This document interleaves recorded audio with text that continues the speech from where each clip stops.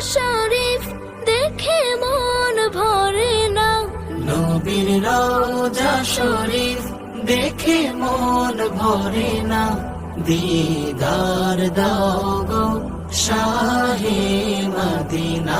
আসসালামু আলাইকুম guys, welcome to my blog. তো আজকের ব্লগে আপনাদের স্বাগত জানাই। তো আজকে আমরা চলে এসেছি জলকার ধারে। তো আপনাদের জলকার ধারটি ভালো করে ঘুরিয়ে দেখাবো। চলো আপনাদের আমি এক এক করে জলকরের ধারগুলো আপনাদের দেখাই। তো গাইস এই যে আমরা চলে এসেছি জলকার ধারে। তো দেখতে দিতে পারছি কি সুন্দর ভিউ। আর ওই দূরে রয়েছে ভাটা, ওই সাইডে রয়েছে ভাটা। আর এই যে আমার সাথে রয়েছে সোয়েব ভাই।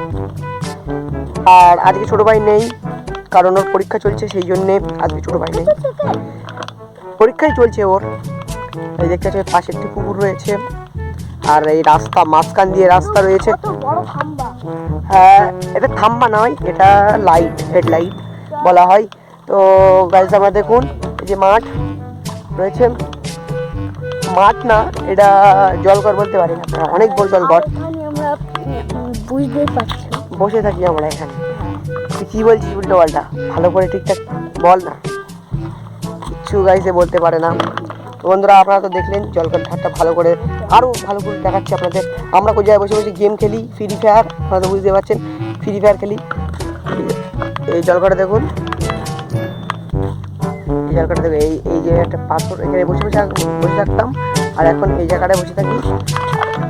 আর এখন আমরা এই জায়গাটায় আসল এই জায়গাটায় বসি, এই যে থাম্বা মতো আপনারা দেখতে পাচ্ছেন। হ্যাঁ, যখন শীতকাল হয় তখন আমরা ঘাসের উপরে বসে থাকি, কারণ অনেক রোদ হয় আকাশে অনেক রোদ হয়, সেই জন্য আমরা ওই নিচে বসে থাকি।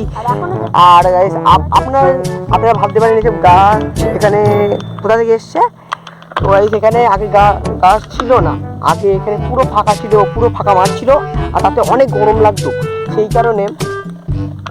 কারণে এসব ঘাসগুলো হয়েছে, সব লোকেরা সব পুঁতেছে এই গাছগুলো। হ্যাঁ, তো থামা মামা রয়েছে, তো আমরা ওইদিকে যাই, আমার সাথে কথা বলছি। তখন রওজা শরীফ দেখে মন ভরে না, নবীর রওজা শরীফ দেখে মন ভরে না, দিদার দাও গো শাহে মদিনা। গাইস আমরা চলে এসেছি, এর মধ্যে এবার ঢুকবো আমরা।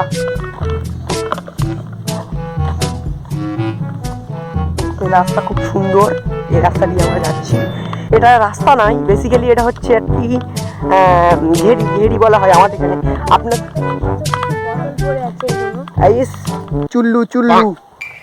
চুল্লু খাই সালা।